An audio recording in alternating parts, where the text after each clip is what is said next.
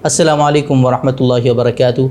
नाज़रीन, इस्तक़बाल है फ़िक्र ख़बर स्टूडियो में। मैं रिज़वान अहमद नदवी मुल्की और आलमी अहम और ख़ास ख़बरों के साथ। तो नाज़रीन, इस वक्त कई सारी अहम ख़बरें हैं जो आपके सामने रखनी हैं। वज़ीर-ए-आज़म मोदी ने राजस्थान में जो बयान दिया था उसको लेकर क्या कुछ हंगामा चल रहा है, इलेक्शन कमीशन ने अब तक क्या कार्रवाई की है, क्या कुछ हुआ है इसमें, वो आपके सामने रखेंगे। पतंजलि एक केस में भी जो है एक नया मोड़ सामने आया है। आज सुप्रीम कोर्ट ने बाबा रामदेव को क्या कुछ कहा वो भी आपके सामने रखेंगे, और गज़ा में क्या हालात वहाँ के बने हुए हैं, किस तरह की सूरत हाल है, वो भी आपके सामने रखेंगे। इसके साथ ही और भी बहुत सारी अहम खबरें हैं जो आपके सामने रखनी है। तो नाज़रीन, आखिर तक बने रहिए हमारे साथ, देखते रहिए ख़बरनामा।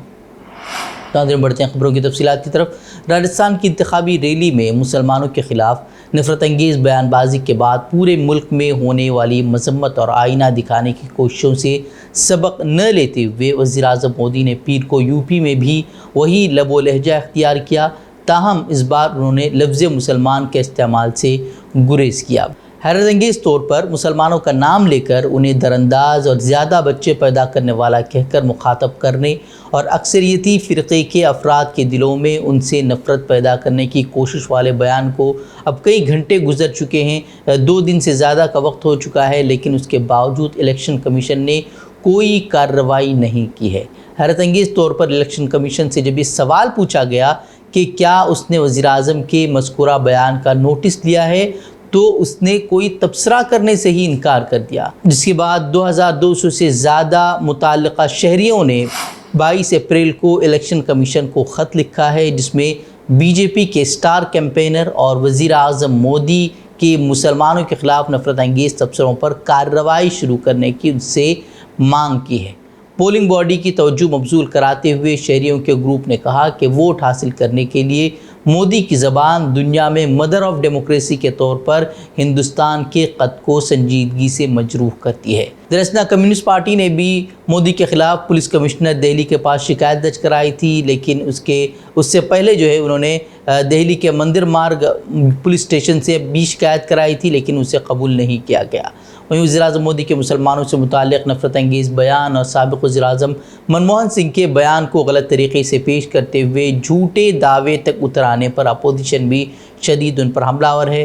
कांग्रेस ने भी इलेक्शन कमीशन से वज़ीर-ए-आज़म की नफ़रत अंगेज़ बयानबाजी की तहरीरी शिकायत की है, मगर अब तक कोई कदम नहीं उठाया गया है। वहीं कांग्रेस ने इलेक्शन कमीशन से वज़ीर-ए-आज़म मोदी के इंतखाब लड़ने पर ही पाबंदी आयद करने का भी मुतालबा किया है, लेकिन क्या कार्रवाई इलेक्शन कमीशन करेगा ये तो आने वाला वक्त ही बताएगा। गज़ा में इसराइल की फ़ौजी कार्रवाई में कमी के कोई आसार नज़र नहीं आ रहे। गज़ा पट्टी के शिमाली, वस्ती और भीड़ भरे जनूबी हिस्सों समेत कई इलाक़ों पर मुसलसल फ़ज़ाई हमले लगातार जारी हैं और उनकी इसराइल की जारहाना कार्रवाई जारी है। वस्ती इलाक़ों में पनाहगुज़ीन कैंपों पर गुज़िश्ता 48 घंटों से हमले जारी हैं, जिनमें नुसैरात, बुरेज और मगाज़ी के साथ साथ देर बला के कुछ हिस्से भी शामिल हैं। गज़ा पर इसराइल के जंग में शुहदा की तादाद 34,183 तक जा पहुँची है। गुज़िश्ता 24 घंटों के दौरान 32 मज़ीद जो फ़लस्तीनी हैं वो शहीद हुए। अल जज़ीरा ने रिपोर्ट किया है कि जिन इलाक़ों में लोग अब मौजूद नहीं हैं, जहाँ से लोगों का इनखला किया गया है, वहाँ इसराइल की ज़ालिम अफ़वाज अब बची कुछ इमारतों को निशाना बनाकर उन्हें मुनहदिम कर रही है। ऐसा लगता है कि ये इन्हिदामी कार्रवाई जो है वहाँ शुरू की गई है ताकि लोग वहाँ वापस आकर बस न सकें। दरअसल गज़ा शहर में ज़मीन पर मुसल्लह ग्रुपों और इसराइली फ़ौज के दरमियान झड़पों की भी इत्तलात हैं। हालांकि इसराइली फ़ौज बार बार बयानात दे रही है कि उसने ऑपरेशन मुकम्मल कर लिया है और उन इलाक़ों को फ़लस्तीनी मुज़ाहमत से पाक कर दिया है, लेकिन देखा यही जा रहा है कि उनके दरमियान जो है झड़पें उन इलाक़ों में भी जारी हैं जहाँ से वो ये दावा कर रही हैं कि वहाँ से उन्होंने उन इलाक़ों को पाक कर दिया है। वहीं इस माह के अवाइल में खान यूनुस से इसराइली फ़ौज के इनखला के बाद रिहायशी रोज़ाना जो अपने प्यारों की लाशों की तलाश में नासिर अस्पताल वापस आ रहे हैं ताकि उन्हें किसी और जगह मुस्तकिल क़ब्रों में जो है वो दफन किया जा सके। जुमे से अब तक अस्पताल के सहन से कुल 283 लाशें बरामद की जा चुकी हैं। रेड क्रॉस की बैनुल-अक़वामी कमेटी ने तिब्बी अमले को 1500 बॉडी बैग और हिफाजती पोशाक दे दिए हैं ताकि मैदान खोदने और लाशों को मुंतकिल करने में उससे मदद मिल सके। وہ امریکہ کی مختلف یونیورسٹیوں میں ان کے کیمپس میں جو ہے جنگ بندی کو لے کر مظاہرے جاری ہیں۔ وہاں طلبہ نسل کشی میں سرمایہ کاری بند کرنے کا مطالبہ کرتے ہوئے کیمپس میں اپنا احتجاج درج کروا رہے ہیں۔ اسی بیچ خبریں یہ بھی آ رہی ہیں کہ راتوں رات درجنوں گرفتاریاں کی گئی ہیں۔ اسکول کے منتظمین نے کریک ڈاؤن کیا ہے۔ وہیں کولمبیا یونیورسٹی سے تعلق رکھنے والے ایک کارکن کا کہنا ہے کہ انہوں نے اسکول پر زور دیا ہے کہ وہ جنگ سے متعلق صنعتوں کی مالی امداد بند کر دے۔ وہیں کولمبیا یونیورسٹی میں مظاہروں کے درمیان کلاسز بھی منسوخ کر دیے گئے ہیں اور آن لائن کلاسز کا اہتمام کیا گیا ہے۔ اسرائیل کی ایک اور پول کھل گئی ہے اور اس کے پورے دعوے جو ہے وہ کھوکھلے ثابت ہو گئے ہیں۔ انروا جس کے تعلق سے انہوں نے دہشت گردی کا الزام عائد کیا تھا، اس تعلق سے اسرائیل کوئی بھی ثبوت پیش کرنے میں ناکام ہوا ہے۔ فرانس کے ایک سابق وزیر خارجہ کی سربراہی میں اقوام متحدہ کے لیے کیے گئے ایک آزاد جائزے میں کہا گیا ہے کہ اسرائیل نے اپنے دعووں کی تائید کے لیے قابل اعتماد ثبوت جو ہے وہ پیش نہیں کیے ہیں۔ بتا دیں کہ انروا کے خلاف اسرائیلی حکومت کے الزامات کے بعد قحط کا شکار فلسطینیوں کے لیے امداد فراہم کرنے والے اس ادارے کی فنڈنگ میں بڑے پیمانے پر کئی ڈونر ممالک نے کٹوتیوں کا اعلان کیا تھا، جس کی وجہ سے فلسطینیوں کی مشکلات میں مزید اضافہ ہو گیا تھا۔ پتنجلی آیوروید کے گمراہ کن اشتہارات کے معاملے میں آج 23 اپریل کو سپریم کورٹ میں سماعت ہوئی۔ عدالت میں آنے سے پہلے رام دیو کی کمپنی پتنجلی نے عوامی طور پر معافی نامہ جاری کیا تھا۔ وہ اس معافی نامے میں کہا گیا تھا کہ گمراہ کن اشتہارات دینے جیسی غلطیاں جو ہے وہ آئندہ نہیں کی جائے گی۔ کمپنی نے کہا ہے کہ وہ عدالت کے وقار کو بھی برقرار رکھے گا۔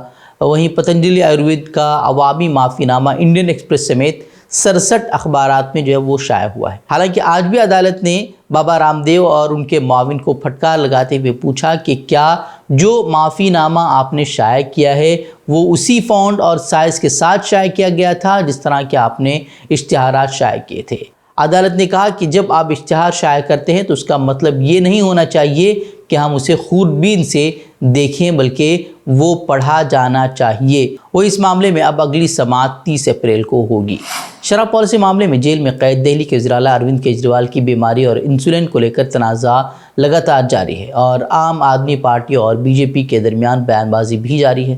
دراصل نیوز پورٹل آج تک نے ذرائع کے حوالے سے خبر دی ہے کہ تہاڑ میں کیجریوال کو پہلی بار انسولین دیا گیا ہے۔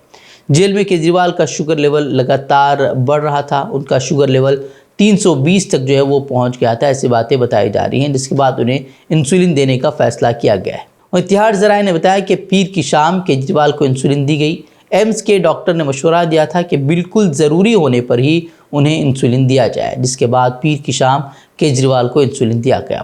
خیال رہے کہ اس سے پہلے عام آدمی پارٹی کے سینکڑوں کارکنوں اور لیڈروں نے کیجریوال کو انسولین نہ دینے کے معاملے پر تہاڑ جیل کے باہر جو ہے وہ مظاہرہ کیا تھا۔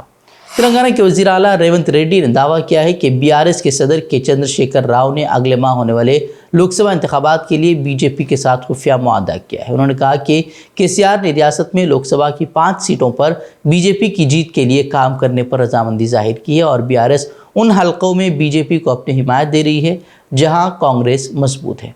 کرناٹک میں آزاد امیدوار کے طور پر لوک سبھا الیکشن لڑ رہے بی جے پی کے باغی لیڈر کے ایس ایشورپا کو پارٹی نے 6 سال کے لیے معطل کر دیا ہے۔ زیر بحث شیموگا لوک سبھا سیٹ سے اپنی نامزدگی واپس نہیں لینے کے ایشورپا کے فیصلے کے بعد بی جے پی کی تعدیبی کمیٹی نے اس تعلق سے ایک حکم جاری کر دیا۔ اس سیٹ سے بی جے پی کے سابق وزیر اعلیٰ BS یڈیورپا کے بیٹے BY راگھویندر کو امیدوار بنایا گیا ہے۔ دراصل ایشورپا نے سیاست سے ریٹائرمنٹ کا اعلان کرتے ہوئے ہاویری سے اپنے بیٹے کو ٹکٹ دینے کا مطالبہ کیا تھا، لیکن جب ایسا نہیں ہوا تو وہ باغی ہو گئے اور آزاد امیدوار کے طور پر الیکشن لڑنے کا فیصلہ انہوں نے کر لیا۔ پارٹی سے اپنی معطلی پر رد عمل ظاہر کرتے ہوئے ایشورپا نے کہا کہ میں الیکشن جیتوں گا اور پھر سے بی جے پی میں واپس لوٹوں گا۔ گجرات کی سورت لوک سبھا سیٹ سے بی جے پی امیدوار مکیش دلال بلا مقابلہ منتخب ہو گئے۔ ان کے انتخاب کو بی جے پی کی جانب سے لوک سبھا انتخابات کا پہلا نتیجہ قرار دیا جا رہا ہے، مگر مکیش دلال کے اس بلا مقابلہ منتخب ہونے کے عمل کا تجزیہ کرتے ہوئے کانگریس نے اسے جمہوریت کے لیے خطرہ اور میچ فکسنگ قرار دیا۔ کانگریس نے اس معاملے میں الیکشن کمیشن اور مودی حکومت کو تنقید کا نشانہ بنایا ہے۔ کانگریس لیڈر راہل گاندھی نے اسے تاناشاہی پر مشتمل ٹھہرایا ہے۔ راہل گاندھی نے social media platform X پر کی گئی ایک پوسٹ میں لکھا کہ تاناشاہ کی اصل صورت ایک بار پھر ملک کے سامنے ہے۔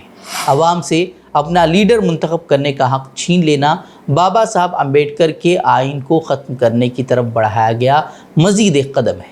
انہوں نے کہا کہ میں ایک بار پھر کہہ رہا ہوں، یہ صرف حکومت بنانے والا الیکشن نہیں بلکہ یہ ملک کو بچانے والا الیکشن ہے، آئین کی حفاظت کرنے والا الیکشن ہے۔ بھارت کے تجارتی دارالحکومت ممبئی شہر کے مشہور و معروف تعلیمی، سماجی اور ثقافتی ادارے انجمن اسلام کے صدر ڈاکٹر ظہیر قاضی کو صدر جمہوریہ دروپدی مرمو نے راشٹرپتی بھون کے اشوکا ہال میں پدم شری کے اعزاز سے نوازا ہے۔ ڈاکٹر ظہیر قاضی کو تالیوں کی گونج میں اس خاص اعزاز سے نوازا گیا۔ اس موقع پر وزیر اعظم نریندر مودی اور وزیر داخلہ امت شاہ بھی موجود تھے۔ ڈاکٹر ظہیر قاضی کے اہل خانہ بھی اشوکا ہال میں حاضر رہے۔ ڈاکٹر ظہیر قاضی کو گزشتہ 75ویں یوم جمہوریہ کے موقع پر پدم شری کے اعزاز کے لیے نامزد کیا گیا تھا۔ مہاراشٹر کی 10 اہم شخصیات میں ڈاکٹر ظہیر قاضی بھی شامل ہیں، جو کہ 14 برس سے انجمن اسلام کے صدر کی حیثیت سے سرگرم ہیں۔ ڈسٹرکٹ جیل میں مختار انصاری کی موت کے بعد بسرا کو محفوظ رکھا گیا تھا۔ اب بسرا رپورٹ جاری کر دی گئی ہے۔ اس رپورٹ میں مختار انصاری کی موت کی وجہ دل کا دورہ بتائی گئی ہے۔ یہ رپورٹ تحقیقاتی ٹیم کو سونپ دی گئی ہے۔ بتا دیں کہ مختار انصاری کے گھر والوں نے ان کو زہر دے کر مارنے کا الزام لگایا تھا۔ مدرے کے باندہ جیل میں بند مختار انصاری نے 20 مارچ کو Mau M P M L A court میں اپنے وکیل کے ذریعے عدالت کو بتایا تھا کہ 19 مارچ کو باندہ جیل کے اندر کھانے میں زہر ملا دیا گیا تھا۔ اس سے پہلے بھی ان کی جان لینے کی 2 بار اور بھی کوششیں کی گئی تھی۔ 26 مارچ کو جب مختار انصاری کی طبیعت اچانک بگڑ گئی اور ان سے ملنے ان کے بھائی افضل انصاری نے بھی مختار انصاری کی حالت دیکھ کر یہی کہا تھا کہ جیل کے اندر ان کے بھائی کو زہر دیا جا رہا ہے۔ مختار انصاری کی موت کے بعد ان کی لاش لینے آئے اور ان کے بیٹے عمر انصاری نے بھی ان پر زہر دے کر قتل کرنے کا الزام عائد کیا تھا۔ ویمنس کالج کی پرنسپل پروفیسر نعیمہ خاتون کو 5 سال کی مدت کے لیے اے ایم یو کی وائس چانسلر کے طور پر مقرر کیا گیا ہے۔ اے ایم یو کے قیام کے 103 سال کے تاریخ میں پہلی دفعہ کسی خاتون کو اس عہدے پر مقرر کیا گیا ہے۔ 1920 میں بیگم سلطان جہاں کو اے ایم یو کا چانسلر مقرر کیا گیا تھا اور وہ اس عہدے پر فائز رہنے والی واحد خاتون ہے۔ واضح ہے کہ A M U vice chancellor کی تقرری کے لیے A M U executive council اور اے ایم یو کورٹ نے 3 امیدواروں professor A M U Rabbani, professor Faizan Mustafa اور پروفیسر نعیمہ گلریز کا نام صدر جمہوریہ کو ارسال کیا تھا، جن میں سے پروفیسر نعیمہ گلریز کے نام پر صدر جمہوریہ دروپدی مرمو نے مہر لگا دی ہے۔ قابل ذکر ہے کہ اے ایم یو ملک کا ایسا واحد تعلیمی ادارہ ہے جس کو اپنی یونیورسٹی کا وائس چانسلر منتخب کرنے کا حق حاصل ہے، لیکن وائس چانسلر کی تقرری کے لیے 3 امیدواروں کے پینل کی تشکیل روز اول سے ہی سوالوں کی گھیرے میں تھی، کیونکہ پروفیسر نعیمہ خاتون کو وائس چانسلر کا امیدوار بنانے کے لیے قائم مقام وائس چانسلر پروفیسر محمد گلریز نے نہ صرف اپنی اہلیہ نعیمہ خاتون کو ووٹ دیا بلکہ پینل تشکیل کی خصوصی میٹنگ کی صدارت بھی انہوں نے ہی کی تھی۔ کرناٹک کے وزیر اعلیٰ سدھرمیا نے سپریم کورٹ سے اظہار تشکر کیا جب مرکز نے کرناٹک کی خوش سالی کی امدادی درخواست پر فوری کارروائی کی یقین دہانی کرائی۔ ایکس پر ایک پوسٹ میں سدھرمیا نے کہا کہ یہ ایک سنگ میل ہے اور کرناٹک کے لوگوں کو انصاف اور راحت حاصل کرنے کی ہماری طویل لڑائی میں کامیابی ہے۔ انہوں نے مزید کہا کہ ریلیف فنڈ میں تاخیر کرنے والی موجودہ حکومت سپریم کورٹ کی مداخلت کی وجہ سے بالآخر راضی ہو گئی ہے۔ انہوں نے اس کے لیے سپریم کورٹ کا شکریہ بھی ادا کیا۔ قبل ازیں مرکز نے پیر کو سپریم کورٹ کو مطلع کیا تھا کہ وہ کرناٹک حکومت کی قحط سے نجات کے لیے مالی امداد کی درخواست سے متعلق مسائل کو تیزی سے حل کرے گا اور 29 اپریل تک کچھ ہو جائے گا۔ بتا دیں کہ کرناٹک حکومت سپریم کورٹ پہنچی تھی کیونکہ مرکزی حکومت خوش سالی کی امدادی درخواست پر ان کی طرف سے کوئی کارروائی نہیں کر رہی تھی۔ امریکہ نے مغربی افریقہ میں واقع اسلامی ملک نائجیریا سے اپنی فوجیں واپس بلانے کا فیصلہ کیا ہے اور اس سلسلے میں دونوں ممالک میں معاہدہ طے پایا ہے۔ اس حوالے سے امریکی نائب وزیر خارجہ اور نائجیریا کی قیادت کے درمیان ایک معاہدہ طے پایا ہے اور آنے والے دنوں میں اس بارے میں بات چیت ہوگی کہ فوجیوں کی کمی کیسے نظر آئے گی۔ اس سے قبل نیو یارک ٹائمز نے گزشتہ دنوں خبر دی تھی کہ آنے والے مہینوں میں 1000 سے زائد امریکی فوجی نائجیریا چھوڑ دیں گے۔ ادرے کہ نائجیریا امریکہ کا اہم اتحادی رہا ہے، جہاں گزشتہ سال تک 1000 سے زائد امریکی فوجی موجود تھے، جہاں سے امریکی فوج نے 2 اڈوں سے کام کیا تھا۔ تاہم گزشتہ سال فوجی بغاوت کے بعد ملک کے نئے حکمرانوں نے واشنگٹن اور پیرس کے ساتھ فوجی معاہدے ختم کر دیے تھے اور روس کے ساتھ قریبی تعلقات کو استوار کیا تھا۔